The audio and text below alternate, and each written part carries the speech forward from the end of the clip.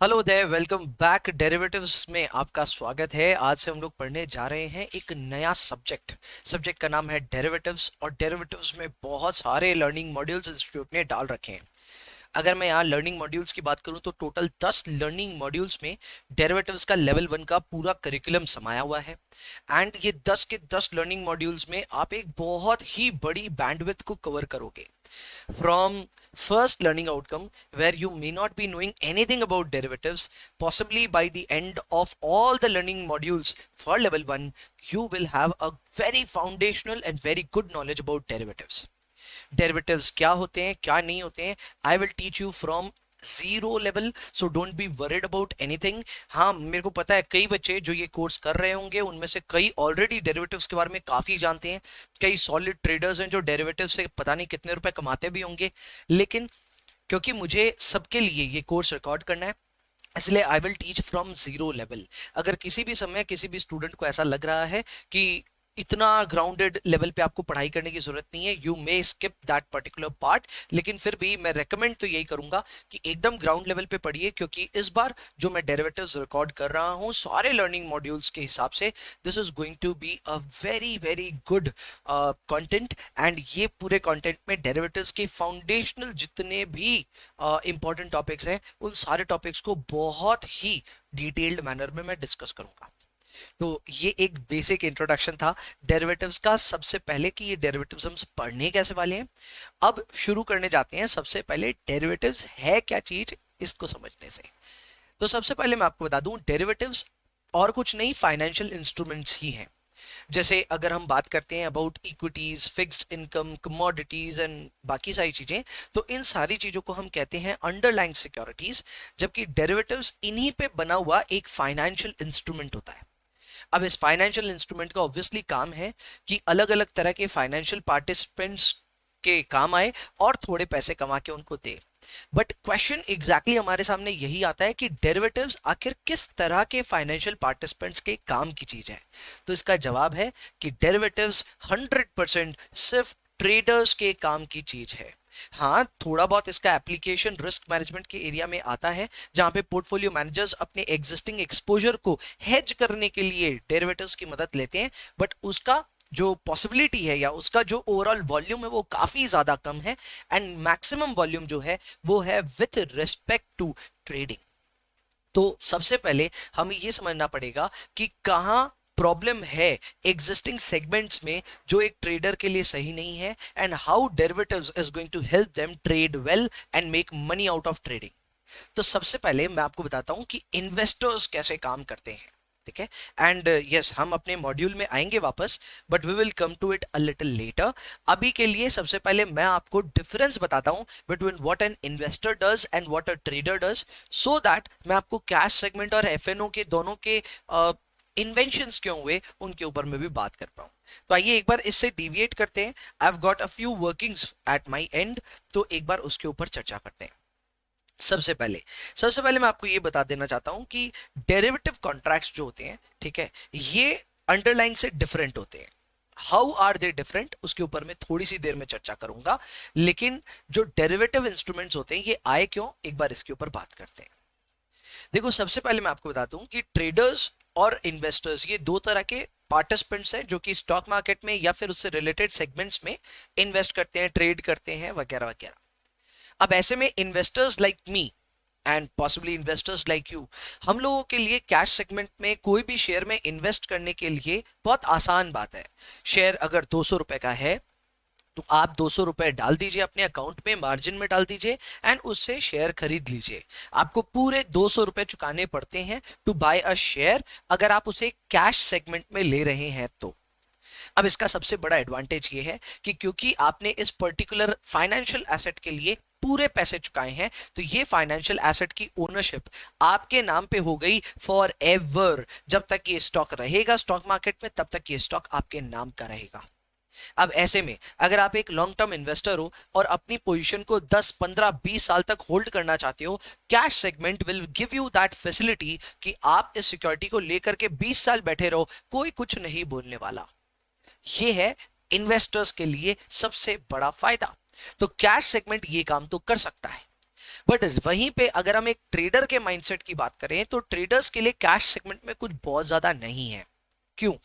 क्योंकि cash segment पे सबसे पहले तो पूरे के पूरे पैसे देने पड़ते हैं। अगर 200 रुपए का शेयर खरीदना है तो पूरे 200 रुपए देने पड़ेंगे। अब एक ट्रेडर जब ट्रेड कर रहा है तो इतना तो उसके पास में भी कैपिटल नहीं होगा कि वो हर शेयर की पूरी कीमत चुका पाए।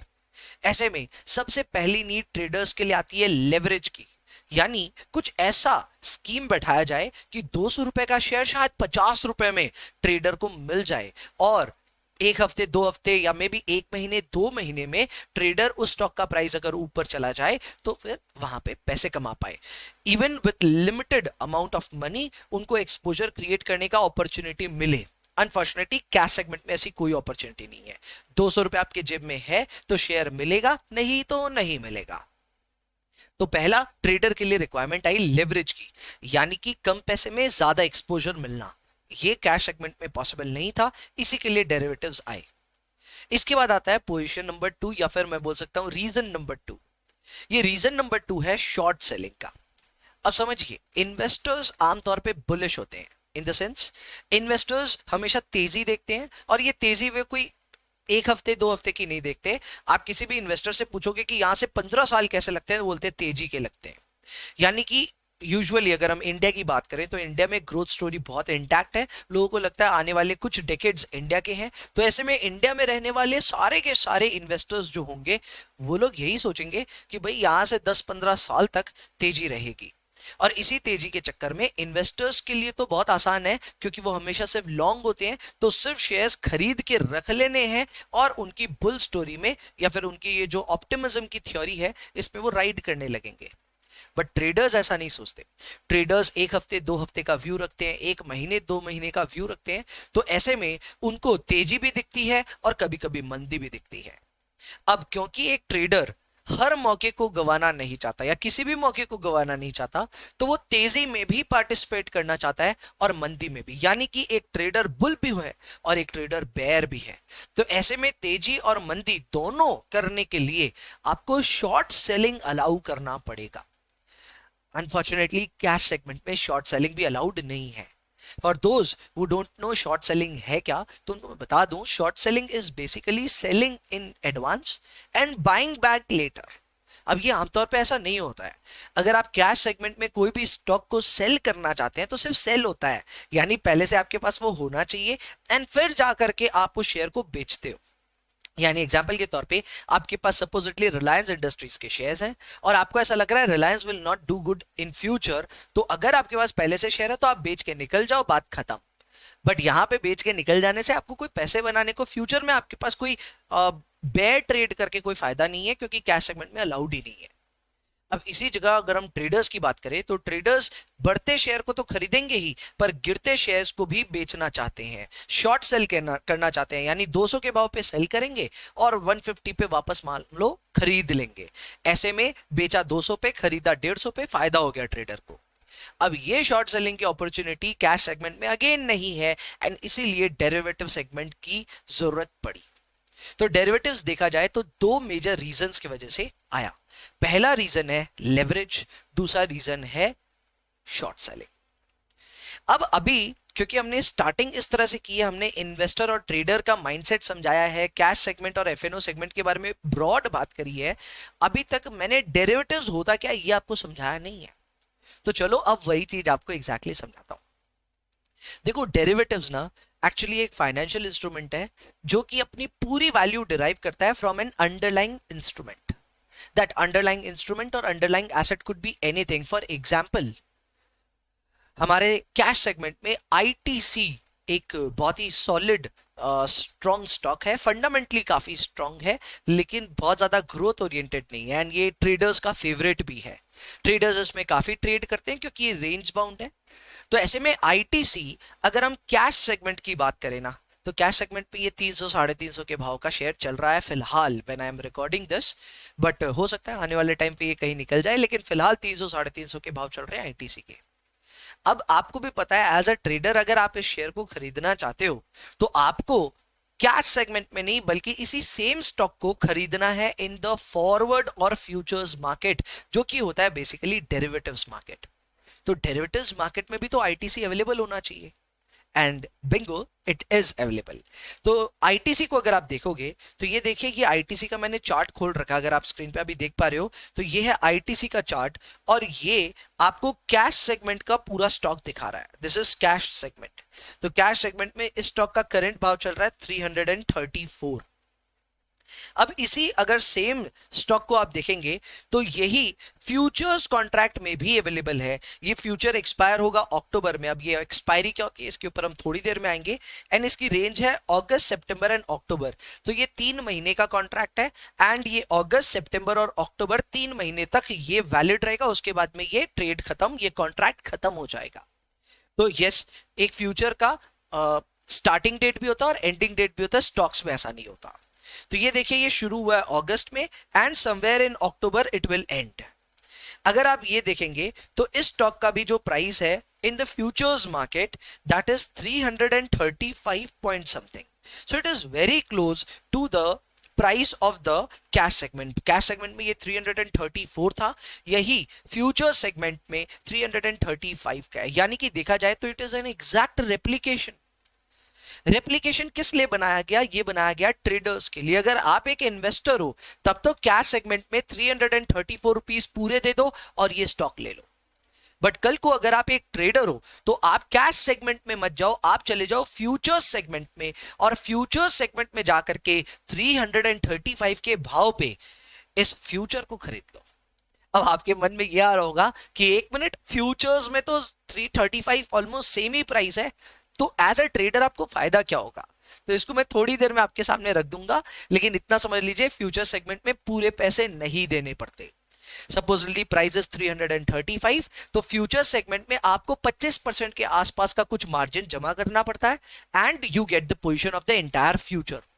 सो फ्यूचर में प्राइस है, price is 335, but you don't have to pay the entire price. Now this is the magic of future segment. यहां पे आपको कम पैसे में ज्यादा एक्सपोजर क्रिएट करने को मिल गया, दैट इज लेवरेज। क्लियर? मैं थोड़ा और डिटेल में समझाऊंगा आपको। अब ये बहुत बेसिक है, बहुत स्टार्टिंग है, तो आपको थोड़ा पेशेंटली सुनना है। वापस आते हैं। तो आईटीसी के कैश सेगमेंट की अगर मैं बात करूं तो चलो वो 334 पे ट्रेड कर रहा है, वही फ्यूचर्स में ऑलमोस्ट सेम प्राइस चल रहा है 335। तो क्या भैया आप ये कहना चाहते हैं कि अगर आईटीसी 334 से 350 की तरफ जाएगा तो क्या फ्यूचर्स भी 350 की तरफ जाएंगे? The answer is yes, it will move. यहां पे जो कैश सेगमेंट है वही है हमारा अंडरलाइंग सिक्योरिटी। तो अगर अंडरलाइंग का प्राइस बढ़ेगा तो फिर फ्यूचर्स का भी प्राइस बढ़ेगा, अंडरलाइंग का घटेगा तो फ्यूचर्स का भी घटेगा। यानी मूवमेंट सेम वैसे ही मिलेगी आपको जैसी कैश सेगमेंट में होती है। The only difference is that you have not bought the stock, rather you have taken a contract which is a futures contract. ये फ्यूचर्स कॉन्ट्रैक्ट का price will change in according to the underlying. तो ये चीज भी एकदम तय है। अब आपको ये समझना है कि 335 का ये जो फ्यूचर्स कॉन्ट्रैक्ट है इसमें बेसिकली होगा क्या? तो इसमें बेसिकली आपने इस अंडरलाइन को बेसिकली खरीदने का वादा कर रखा है कि हम इसको 335 रुपीज में खरीद लेंगे व्हेन इट एक्सपायर्स। ये वादा सिर्फ करने को है। आमतौर पे ये सब कैश सेटल्ड होते हैं, यानी कि आपका जिस दिन एक्सपायर होगा ये कॉन्ट्रैक्ट, उस दिन देखा जाएगा कि ये फ्यूचर का प्राइस क्या चल रहा है या फिर स्टॉक का प्राइस क्या चल रहा है। अगर स्टॉक उस समय इस प्राइस से ऊपर चला जाएगा तो आपको फायदा हो जाएगा। तो इसका जो डेफिनेशन है उसके ऊपर हम बाद में आएंगे, पर फिलहाल एकदम प्रैक्टिकल हिसाब से बताऊं तो प्रैक्टिकली ये 335 रुपीज के भाव पे आपने कॉन्ट्रैक्ट एंटर कर लिया। आपका टारगेट यही होना चाहिए कि ये 335 रुपीज से ऊपर चला जाए। ठीक है, अगर ये 335 का 350 हो जाता है तो आपको 15 रुपए का पर फ्यूचर कॉन्ट्रैक्ट पे फायदा हो जाएगा पर स्टॉक लेवल पे। ठीक है ना? तो ये है आपके लिए फ्यूचर। अब यहीं पे बात आती है दूसरी कि भैया अगर हमें लगता है कि आईटीसी का प्राइस 335 से नीचे चला जाएगा, इट विल गो टू 300, तो वैसे में कैश सेगमेंट में हम क्या कर सकते हैं? कुछ नहीं कर सकते। कैश सेगमेंट में अगर आपके पास शेयर है तो बेच के निकल जाओ, और अगर नहीं है तो चुपचाप बैठे रहो। आप अगर बेरिश हो तो कैश सेगमेंट में आपके लिए कुछ नहीं है। बट वहीं पे अगर हम फ्यूचर सेगमेंट की बात करें तो आप 335 में जिस तरह एक फ्यूचर कॉन्ट्रैक्ट को खरीद सकते हो, उसी तरह एक फ्यूचर कॉन्ट्रैक्ट को बेचा भी जा सकता है। तो यहां पे ट्रू सेंस में आप फ्यूचर को बेच दोगे एंड कल को फ्यूचर का दाम गिर गया, 335 से गिरते गिरते गिरते 300 आ गया, तो आपको उस डिफरेंशियल का फायदा हो जाएगा। अब जाहिर सी बात है, फ्यूचर के नीचे आने के लिए अंडरलाइन को भी नीचे आना होगा, यानी कैश सेगमेंट में भी शेयर प्राइस नीचे आएगा तो फ्यूचर प्राइस भी नीचे आएगा, एंड अगर प्राइस नीचे आया तो आपको शॉर्ट सेलिंग का फायदा हो जाएगा। यानी इन ट्रू सेंस अगर मैं आपको बताऊं तो डिफरेंस कैश सेगमेंट का और फ्यूचर कॉन्ट्रैक्ट का कुछ खास नहीं है, प्राइस ऑलमोस्ट सिमिलर रहता है। Clear? The only difference is कि कैश सेगमेंट में जो भी आपका अंडरलाइंग सिक्योरिटी है वो कभी एक्सपायर नहीं होता, it does not have an ending date. But futures में कॉन्ट्रैक्ट्स 1 महीने, 2 महीने, 3 महीने के होते हैं, वीकली भी होने लग गए तो वीकली कॉन्ट्रैक्ट्स होते हैं। इन कॉन्ट्रैक्ट्स के बाद में ये कॉन्ट्रैक्ट अपने आप ही एक्सपायर हो जाएंगे एंड आपको उस एक्सपायरी के दिन ये डिसाइड करना है, या मैं कह सकता हूं उस एक्सपायरी के दिन आपको अपना प्रॉफिट या लॉस जो भी होगा वो एक्सेप्ट करना होगा। हाँ, ऑब्वियसली अगर आप एक्सपायरी से पहले भी अपने कॉन्ट्रैक्ट को मार्केट में बेचना चाहते हैं तो बेच सकते हैं, because after all there is a secondary market, तो वो सेकेंडरी मार्केट में भी आप अपनी पोजीशन को स्क्वायर ऑफ कर सकते हैं। सो ये है एकदम basic idea about what derivatives is. अब डेरिवेटिव्स के बारे में जो बेसिक चर्चा है वो ये समझिए कि चार्ट स्ट्रक्चर तो देखो दोनों का सिमिलर है। फ्यूचर कॉन्ट्रैक्ट भी जो है वो भी अपनी वैल्यू डिराइव करता है from ITC as it performs in the cash segment. तो कैश सेगमेंट में जैसे जैसे आईटीसी ऊपर नीचे हो रहा है, फ्यूचर में भी सेम वैसे ही ऊपर नीचे होता जाएगा। कैश सेगमेंट का प्राइस फ्यूचर सेगमेंट से ऑलमोस्ट सिमिलर है, it is not exact same, ये सिमिलर है। इसके पीछे के क्या रीजंस हैं आप आगे आने वाले लर्निंग मॉड्यूल्स में सीखोगे, but price is almost same. And finally cash segment में ज्यादा डेटा होता है in the chart than in the futures chart. वो इस वजह से क्योंकि कैश सेगमेंट में कोई एक्सपायरी डेट नहीं होती, सो it is a big data जिसमें बहुत आगे पीछे बहुत सारा डेटा होता है, बहुत सारा चार्ट बनता है बड़ा सारा। पर वहीं पे अगर हम एक फ्यूचर सेगमेंट की बात करें तो वहां पे बहुत ज्यादा डेटा नहीं होता, 3 महीने का डेटा पॉइंट होता है, तो चार्ट भी छोटा सा होता है। तो ये था basic idea between cash segment and derivatives. अब हम ये समझते हैं कि डेरिवेटिव किस तरह एक ट्रेडर को फायदा पहुंचाता है। हालांकि ये बात मैं आपको ऑलरेडी समझा चुका हूं, अब नंबर्स के साथ समझाऊंगा। मैंने आपको ऑलरेडी बता दिया कि ट्रेडर्स को दो बड़े फायदे हैं अगर वो डेरिवेटिव्स के थ्रू पोजीशन लेते हैं तो। पहला जो सबसे बड़ा फायदा है वो है लेवरेज का, यानी कम पैसे लगाओ ज्यादा का एक्सपोजर पाओ। और दूसरा फायदा है शॉर्ट सेलिंग का। ये दोनों ही चीज अभी मैं आपको एक्सप्लेन करने जा रहा हूं। तो सबसे पहले हम समझते हैं यहां पे लेवरेज कैसे हो रहा है। तो सपोज करते हैं कैश सेगमेंट में एक स्टॉक है जिसका नाम है स्टॉक ए। मान लेते हैं वो 200 रुपए का कैश सेगमेंट में चल रहा है और उसी का ट्रेडिंग फ्यूचर सेगमेंट में भी हो रहा है। FNO जब हम बोलते हैं तो इसे हम कहते हैं फ्यूचर्स एंड ऑप्शंस। तो फ्यूचर्स एंड ऑप्शन सेगमेंट में भी ये ट्रेड हो रहा है and this is trading at 201.50। तो ऑलमोस्ट सिमिलर होता है, नॉट सेम बट सिमिलर होता है। अब यहां पे लॉट साइज ये कहा गया है कि it is 1000 shares. Now this is important. Traders कभी भी छोटे सौदे ऐसे भी नहीं करते, ट्रेडर्स करते हैं बड़े बड़े सौदे। तो यहां पे कोई एक शेयर खरीद के बेचने की बात नहीं हो रही है, यहां पे मल्टीपल शेयर्स खरीदने की एक बार में बात हो रही है। सो यहां पे जब भी कोई भी इंसान एक फ्यूचर कॉन्ट्रैक्ट में एंटर करेगा तो वो इमीडिएटली 1000 स्टॉक्स पे एक्सपोजर पा जाएगा। यानी कि ये कहना गलत नहीं होगा कि 201.5 का जो शेयर मैं कह सकता हूं फ्यूचर प्राइस चल रहा है, ये एक शेयर का दाम है, लेकिन आप अगर एक कॉन्ट्रैक्ट लेंगे तो 1000 शेयर्स पे आपको 201.5 रुपए के हिसाब से पैसे देने पड़ेंगे। तो इस हिसाब से आप देख सकते हैं कि एक कॉन्ट्रैक्ट की भी जो एक्सपोजर वैल्यू है वो हो गई 2,01,500। 2,01,500, तो that's a lot amount.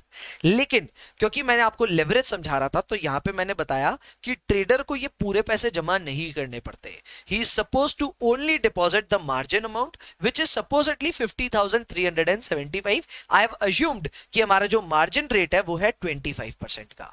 Clear? तो 25% का हमारा मार्जिन रेट अगर होगा तो ऐसे में कॉन्ट्रैक्ट वैल्यू है 201,500 का, लेकिन as a trader you are required to invest only 50,375। So that's a plus point. यहाँ पे बहुत कम पैसे में बहुत बड़ा एक्सपोजर आपको मिल रहा है, 4 गुना एक्सपोजर मिल रहा है। तो इसी को हम कहते हैं leverage, and this is the magic of leverage which can be achieved only through these futures position. इसी के साथ अगर मैं शॉर्ट सेलिंग की बात करूं तो शॉर्ट सेलिंग में भी ये बात मैंने एकदम पहले भी बताई थी कि कैश सेगमेंट में आप शेयर्स को पहले बेच करके और बाद में खरीद नहीं सकते, पर फ्यूचर्स में ये पॉसिबिलिटी है। जिस तरह आप एफएनओ सेगमेंट में अपने कोई भी बाइंग करते हैं, सेम उसी तरह आपको यहां पे सेलिंग भी करने का मौका मिलता है, और आपको इसके लिए कोई भी एग्जिस्टिंग पोजीशन होने की जरूरत नहीं है। यानी आपके पास पहले से शेयर नहीं हो तो भी कोई प्रॉब्लम नहीं है, आप अपनी पोजीशन को पहले सेल कर दो और बाद में फ्यूचर में इसको परचेज करके स्क्वायर ऑफ कर दो। तो ये है अपने दोनों advantages of the derivatives market जो कि कैश सेगमेंट में नहीं थे। तो आपको एक बेसिक अभी स्ट्रक्चर मैंने समझा दिया है कि ट्रेडर्स और इन्वेस्टर्स किस तरह इन दोनों सेगमेंट्स में अलग अलग वर्क करते हैं, और क्यों ट्रेडर्स के लिए ही फ्यूचर सेगमेंट बना। अब फ्यूचर सेगमेंट और डेरिवेटिव्स के ऊपर में डिटेल में जो किताबी नॉलेज है वो सीखना शुरू करेंगे इन द नेक्स्ट वीडियो। अभी के लिए एक बेसिक आपको स्ट्रक्चर समझाया है, and I hope you have like the video. मिलेंगे अपने नेक्स्ट वीडियो में, तब तक के लिए आप पढ़ाई करते रहेंगे। एंड हाँ, फर्स्ट लर्निंग आउटकम शुरू होने वाला है after this video, so next video में हाथों हाथ ट्यून इन कीजिए।